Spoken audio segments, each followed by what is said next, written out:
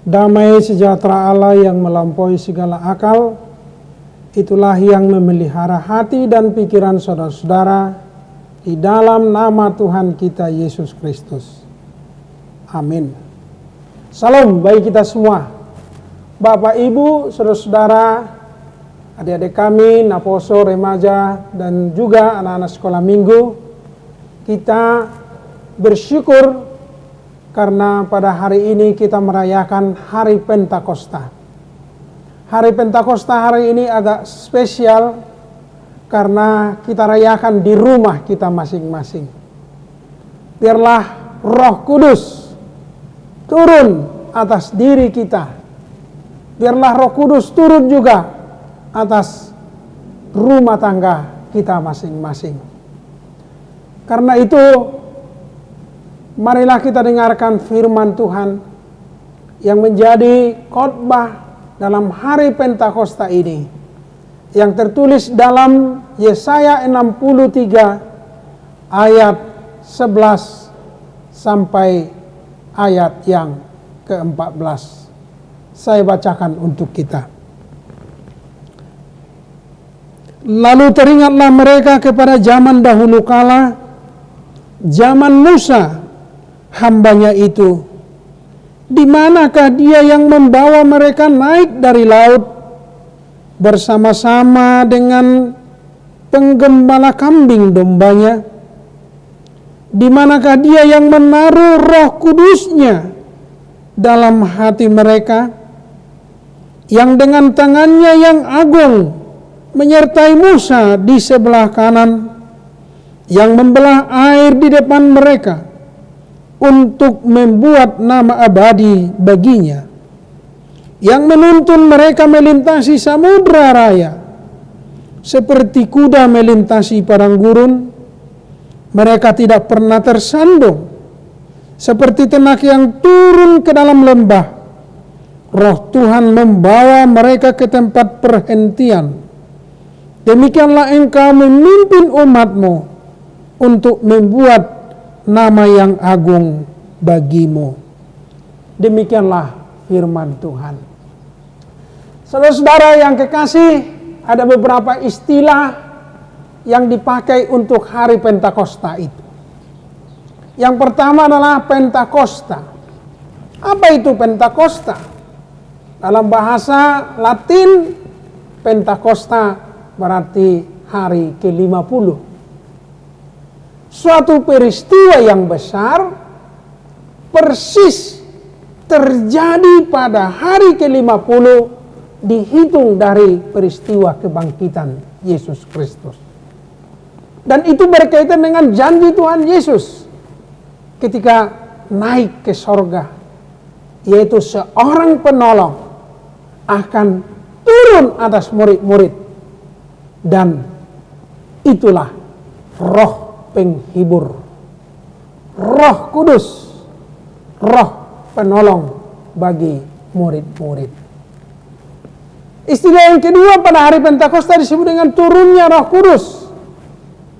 Itu kita rayakan dalam Kisah Para Rasul pasal 2. Yaitu Roh Kudus turun atas murid-murid dalam bentuk nyala api. Nyala api yang berkobar-kobar. Dengan turunnya Roh Kudus dengan simbol nyala api, sesungguhnya mau menggambarkan bahwa murid-murid itu dipenuhi dengan kuasa, dipenuhi dengan semangat yang menyala-menyala untuk memberitakan Yesus Kristus. Jadi Roh Kudus ini adalah semacam spirit, kuasa, dan semangat bagi orang percaya untuk memberitakan Yesus Kristus. Istilah keempat yaitu turunnya Roh Kudus itu dirayakan juga sebagai perayaan gereja telah berdiri di dunia ini. Atau disebut juga hari ulang tahun gereja. Setiap merayakan Pentakosta berarti kita merayakan gereja telah hadir di dunia ini. Ini penting karena apa? Tanpa Roh Kudus, gereja tidak akan berdiri. Karena Roh Kuduslah yang memanggil, karena Roh Kuduslah yang mempersekutukan, dan Roh Kuduslah yang menyertai orang percaya sehingga adanya persekutuan orang-orang kudus. Roh Kuduslah yang mempersekutukan kita. Jadi merayakan Pentakosta sekaligus juga merayakan gereja telah berdiri di dunia ini. Dan keempat adalah hari Pentakosta itu atau turunnya Roh Kudus disebut juga sebagai kilas balik daripada pembangunan Menara Babel. Bapak Ibu tahu waktu pembangunan Menara Babel, Tuhan mengacaukan bahasa manusia, di mana bahasa yang dulunya satu dan kesatuan itu dipakai oleh Raja Nimrod untuk bersatu melawan Allah. Tetapi Tuhan bertindak mengacaukan bahasa sehingga manusia berserak. Manusia tidak lagi saling mengerti yang satu dengan yang lain. Tetapi Roh Kudus merupakan kilas balik. Turunnya Roh Kudus mempersatukan semua orang percaya. Turunnya Roh Kudus menjadikan kita semua satu. Yang dulu tidak saling mengerti, yang dulu saling berbeda, bahasa ini, bahasa itu yang tidak saling mengerti. Tetapi dengan turunnya Roh Kudus, seluruh orang percaya saling mengerti yang satu dengan yang lain. Saudara, peranan Roh Kudus ini menjadi penting dalam setiap orang percaya. Dan Roh Kudus itu telah dimateraikan di dalam diri orang percaya pada waktu baptisan. Kita telah menerima Roh Kudus hidup tinggal di dalam diri kita masing-masing. Karena kita telah dimateraikan di dalam nama Allah Bapa, di dalam nama anaknya Tuhan Yesus Kristus, dan di dalam nama Roh Kudus. Persoalannya adalah, apakah Roh Kudus ini bekerja? Apakah Roh Kudus ini mempengaruhi kehidupan kita? Apakah buah-buah dan pekerjaan-pekerjaan Roh Kudus ada dalam diri kita? Ini jugalah yang kita renungkan kembali dalam perayaan hari Pentakosta ini. Dengan khotbah dari Yesaya 63 ayat 11 sampai ayat 14 ini. Suatu perenungan kembali bagaimana umat Allah yang telah kembali dari pembuangan Babel tinggal di Yerusalem dengan tugas baru. Saudara-saudara, ada tugas yang disampaikan oleh Tuhan kepada bangsa Israel setelah mereka kembali dari pembuangan Babel, yaitu mereka membangun bait suci, membangun bait Allah, membangun tembok Yerusalem, dan memulihkan bangsa Israel menjadi umat pilihan Allah. Membangun bait Allah berarti membangun spiritualitas, membangun kerohanian, keimanan daripada umat Allah. Membangun tembok Yerusalem berarti membangun kota itu menjadi kota yang jaya, sama seperti zaman Daud, dan memulihkan bangsa Israel sebagai umat pilihan Allah yang disegani oleh bangsa-bangsa. Bagaimana mereka mengerjakan itu?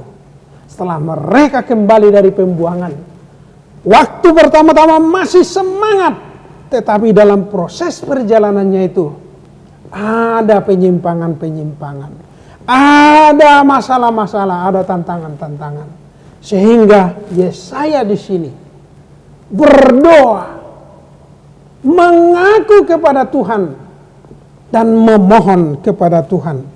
Itulah sebabnya pasal 63 ayat 7 sampai 14 disebut dengan doa pengakuan dan permohonan. Apa yang diakui oleh Yesaya? Trito Yesaya mengakui ada beberapa penyimpangan-penyimpangan, ada kelemahan-kelemahan bangsa Israel. Yang pertama dikatakan dalam ayat 10, mereka telah memberontak dan mendukakan roh Allah. Berarti perbuatan-perbuatan mereka telah mengecewakan Tuhan. Bukan lagi menuruti perintah Tuhan, tetapi telah memberontak kepada Tuhan. bukan menyukakan Roh Kudus, tetapi telah mendukakan Roh Kudus. Dalam ayat 17 dikatakan, mereka seperti orang yang tersesat dan tidak takut akan Tuhan. Coba Anda bayangkan kondisi seperti itu. Mungkinkah mereka membangun bait Allah, tetapi mereka mendukakan Roh Kudus? Mungkinkah mereka membangun bait Allah, tetapi mereka tidak takut akan Tuhan? Mungkinkah mereka membangun bait Tuhan, tetapi mereka memberontak kepada Tuhan? Inilah doa daripada Yesaya, supaya seluruh kesalahan, seluruh kelemahan umatnya ini diampuni oleh Tuhan, dan misi untuk membangun kembali Yerusalem, membangun kembali bait Allah, dan membangun dan memulihkan bangsa Israel nyata hanya dengan yang pertama, yaitu Roh Tuhan akan menuntun bangsa Israel seperti Musa yang memimpin bangsa Israel keluar dari Mesir, membawa mereka keluar, membelah air di Laut Merah, dan menuntun bangsa Israel selama 40 tahun dengan mujizat-mujizat di padang gurun. Itu semua adalah pekerjaan Roh Tuhan agar mereka sampai kepada tanah Kanaan yang dijanjikan oleh Allah kepada leluhur Israel. Seluruh perbuatan-perbuatan besar di zaman Musa karena penyertaan Tuhan, karena penyertaan Roh Kudus, karena penyertaan Roh Allah. Tanpa penyertaan Roh Allah, Musa dan bangsa Israel tidak ada apa-apanya. Maka demikianlah, untuk membangun kembali bait Allah, membangun kembali tembok Yerusalem, dan memulihkan Israel sebagai umat pilihan Allah, harus bersedia, dituntun oleh Roh Kudus, harus percaya pekerjaan Roh Kudus di dalam diri orang-orang percaya. Kalau tidak percaya atas karya Roh Kudus, maka itu semuanya akan sia-sia. Saudara-saudara yang kekasih, apapun pekerjaan, apapun rencana kita, apapun yang kita harapkan terjadi besok, semua itu akan terlaksana jika Roh Tuhan berdiam di dalam diri kita.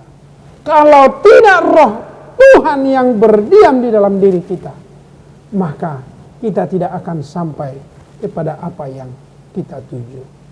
Itulah sebabnya di sini, yaitu Roh Tuhan memimpin bangsa itu supaya sampai kepada tujuan di mana mereka berdiam. Jika saya rinci, ada 3 kata yang penting yang kita baca tadi berulang-ulang, mulai dari ayat 1, 11 sampai ayat 14. Yang pertama, Roh Tuhan yang membawa bangsa Israel. Kata Inggrisnya dipakai to drive. To drive sama seperti driver. Berarti seorang yang mengendarai, jika ada seorang penumpang kemana tujuannya, ada yang membawa dia. Tanpa dibawa kendaraannya ini, maka penumpangnya tidak akan sampai ke tujuan. Maka demikian juga kita. Dalam kehidupan kita saat ini, menghadapi masa pandemik, bagaimana kita supaya sampai melewati ini? Kita harus percaya, Roh Kudus akan membawa kita, to drive, membawa kita kepada tujuan. Karena itu tanyakanlah, jadikanlah Roh Kudus menjadi supir kita, supaya kita dituntun kepada kehendak Allah. Yang kedua dikatakan di sini, yaitu memimpin, to lead, seorang leader. Seorang leader adalah mempengaruhi seseorang supaya tercapai tujuan. Kalau ada pemimpin tanpa ada tujuan, ini sia-sia. Lihat Musa, dia seorang pemimpin, tujuannya satu, memimpin bangsa Israel keluar dari Mesir agar sampai tanah Kanaan. Yosua juga begitu, menggantikan Musa agar sampai ke tanah Kanaan. Seorang pemimpin yang visioner harus ada tujuan. Janganlah menjadi seorang pemimpin kalau tidak ada visi.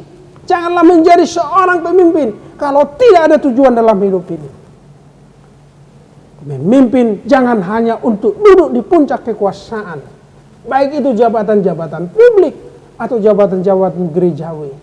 Pemimpin itu harus memiliki tujuan. Apakah tujuan pemimpin rohani di sini? Yaitu membawa kepada kediaman leluhur bangsa Israel. Berarti kediaman. Tujuan kita adalah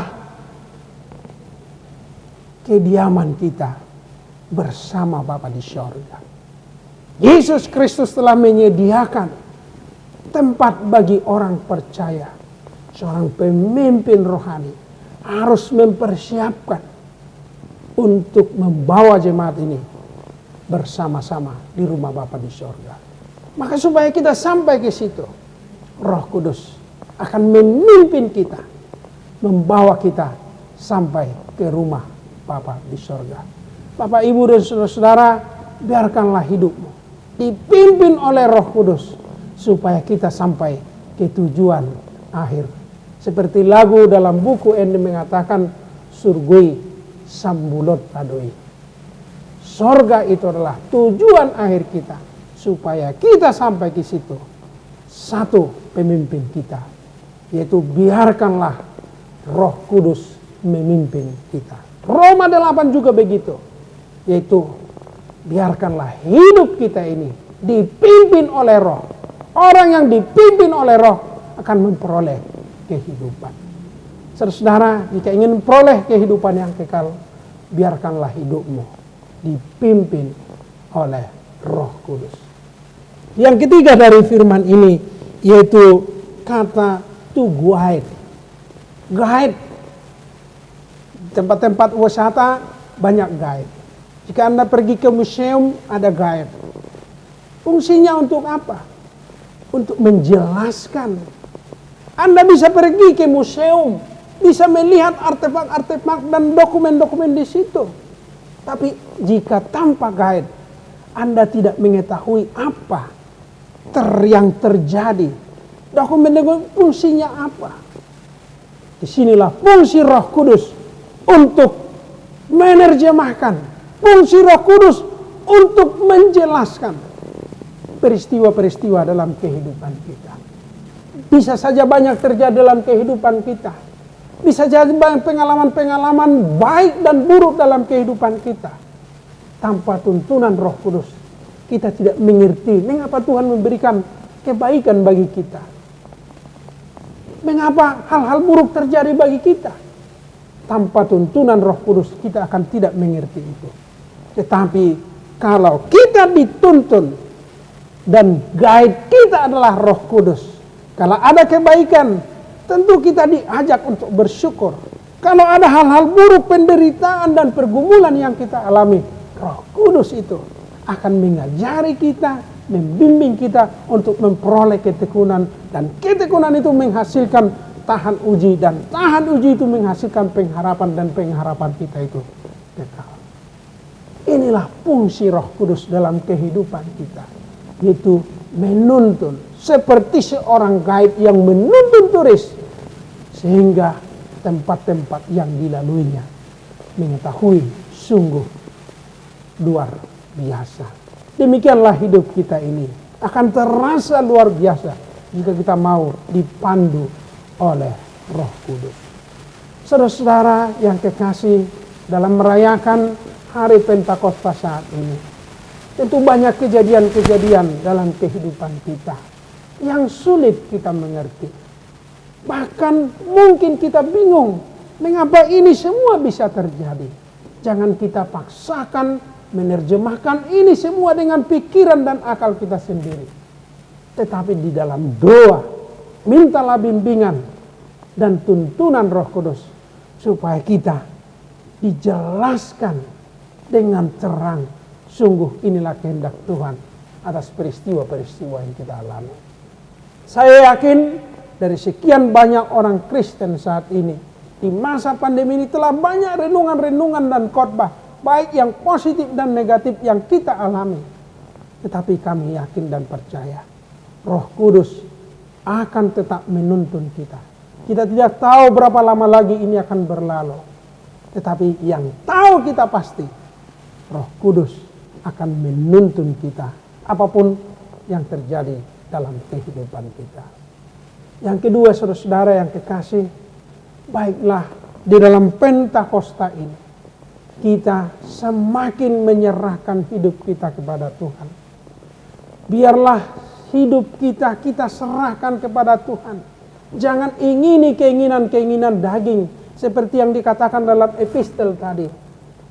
Tetapi buahkanlah buah-buah roh.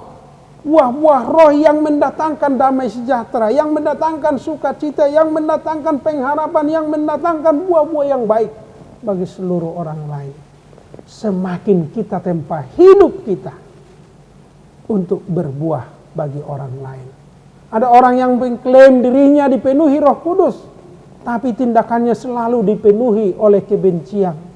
Itu juga bukan buah Roh Kudus. Tetapi orang yang dikaruniai Roh Kudus adalah menghasilkan buah-buah roh dan mempersembahkan talenta dan karunia-karunia roh yang baginya untuk membangun jemaat.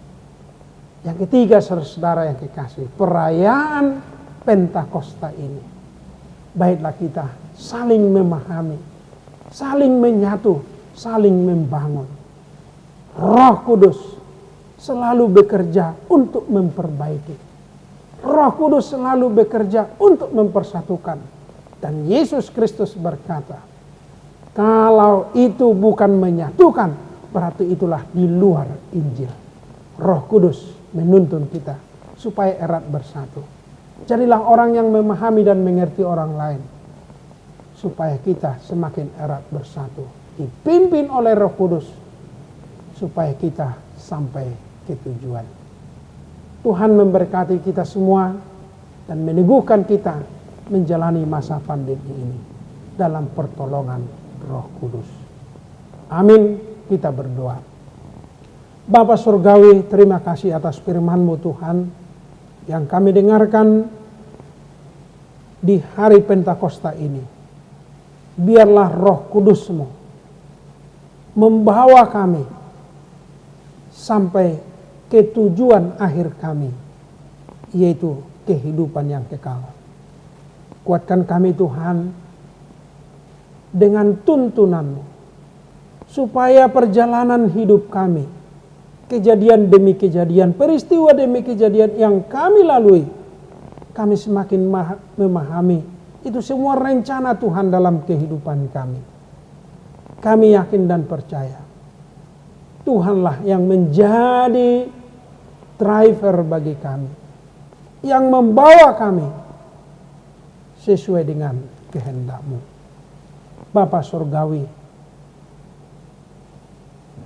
di masa pandemi ini banyak anggota jemaat-Mu yang mengalami kesulitan. Kami percaya Tuhan akan menolong mereka. Tuhan akan menuntun mereka. Dan Tuhan akan memulihkan keadaan mereka. Ya Tuhan, pimpinlah bangsa kami, supaya bangsa ini dengan segala kebijakan-kebijakan dan hikmat yang dari-Mu bisa dipakai oleh pemerintah kami, supaya bangsa ini bisa bangkit dari keterpurukan oleh pandemi ini. Ya Tuhan, jika banyak kekurangan dan dosa kami, ampunilah, ajar dan bimbing kami dengan kuasa Roh Kudus-Mu, sehingga kami mampu melakukan yang seturut dengan kehendak-Mu. Dalam Yesus Kristus kami berdoa dan mengucap syukur. Amin.